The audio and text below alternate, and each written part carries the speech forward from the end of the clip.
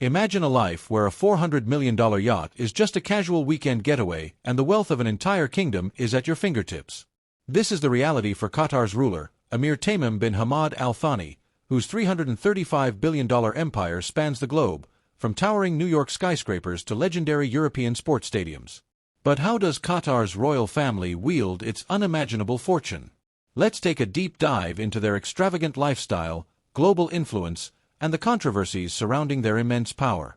The Al Thani dynasty, a fortune that shapes the world. Beneath Doha's glimmering skyline stands one of the wealthiest and most influential families on the planet, the Al Thani dynasty. With a staggering fortune, they don't just govern Qatar, they own substantial stakes in some of the world's most valuable assets.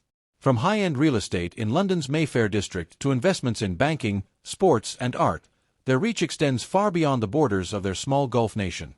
Unlike old aristocracies that inherited their riches over centuries, Qatar's fortune is relatively new, built on vast oil and gas reserves. Under Amir Hamad bin Khalifa Al Thani's leadership, Qatar transformed into one of the world's richest countries per capita, using its liquefied natural gas exports to amass extraordinary wealth. But instead of simply accumulating riches, the Al Thani family strategically reinvested its fortune, expanding their control over international industries and reshaping global influence. Their fingerprints are everywhere.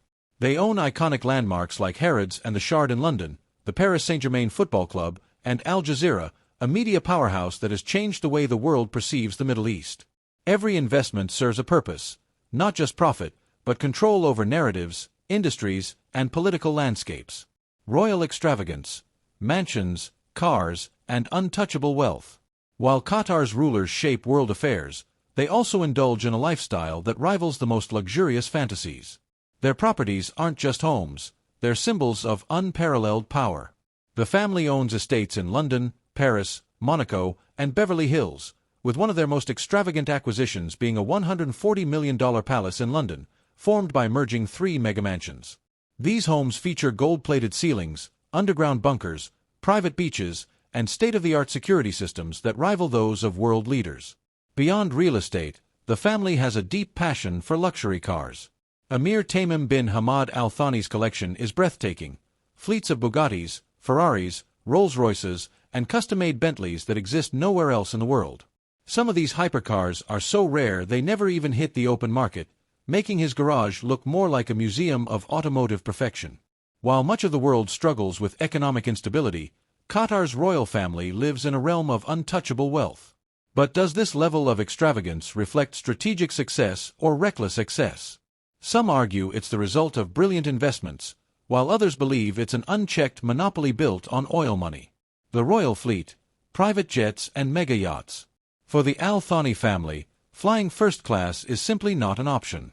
Instead, they own a fleet of private jets, including customized Boeing 747s, Gulfstreams, and Airbus A300s, which serve as flying palaces.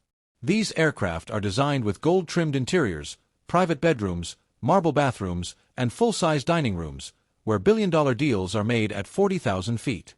These planes symbolize power, allowing the Emir and his closest circle to travel the world in secrecy and absolute luxury. But even their private jets pale in comparison to Qatar, the family's $400 million mega-yacht. More than just a luxury vessel, Qatar is a floating kingdom, complete with gold staircases, a private movie theater, a helicopter pad, and an elite crew catering to every royal demand. Whether anchored off Monaco or the Maldives, the yacht is a fortress of secrecy, where world leaders and billionaires can meet away from prying eyes. Yet, as breathtaking as these displays of wealth are, they raise important questions. How does this extreme affluence impact the everyday people of Qatar? While the country boasts one of the highest GDPs per capita, critics argue that laborers working under harsh conditions see little benefit from this immense fortune. At what point does luxury become excess? The Al Thani family's secret grip on global power. The Al Thani dynasty doesn't just control wealth, they influence global industries, shape political landscapes, and move economies in ways few can comprehend. They are not traditional monarchs relying on historical landholdings. They are modern power players who own assets that define global wealth. Their investments in London real estate, Western banks, and elite brands give them financial influence beyond Qatar's borders. They are major players in the tech industry, fashion houses, and the global banking sector, ensuring that no matter how the world economy shifts, their wealth remains secure. Take, for example, their purchase of Paris Saint-Germain, PSG. More than just a passion for football, this move was a strategic rebranding of Qatar as a luxury powerhouse. Every sponsorship deal, celebrity association, and victory on the field cements Qatar's dominance in global sports and entertainment. But such immense power does not come without scrutiny. Allegations of offshore accounts, hidden assets, and financial secrecy follow the family, raising concerns about how much of their fortune is truly accounted for. Critics claim that they masterfully manipulate elite banking systems to shield their wealth, playing a game most of the world isn't even aware of. The future of royal wealth, a ticking time bomb? History has shown that no empire lasts forever. Today's monarchs, despite their staggering fortunes, face an uncertain future. Oil and gas have fueled Qatar's rise, but with the global shift toward renewable energy, can the Al Thani dynasty maintain its grip on power? Other royal families are facing similar dilemmas. The Sultan of Brunei, whose $30 billion fortune allows him to live in the world's largest palace with over 7,000 luxury cars, must reckon with the fact that his wealth is built on fossil fuels. As the world transitions away from oil, can Brunei's monarchy sustain its riches? In Saudi Arabia, King Salman and Crown Prince Mohammed bin Salman MBS are preparing for this shift through Vision 2030, a plan to diversify the economy beyond oil. Their strategy includes investments in technology, tourism, and futuristic megacities like Neom, but will it be enough? Meanwhile, Thailand's King Maha Vajiralongkorn, Rama X, controls a $43 billion empire, making him the world's richest monarch. Unlike the Al Thani family, whose wealth is globally diversified, King Vajiralongkorn's fortune is deeply tied to Thailand's economy. With growing public dissatisfaction and economic instability, could his financial empire collapse under pressure? The end of an era? For centuries, monarchs ruled with absolute power, living lives of unimaginable luxury.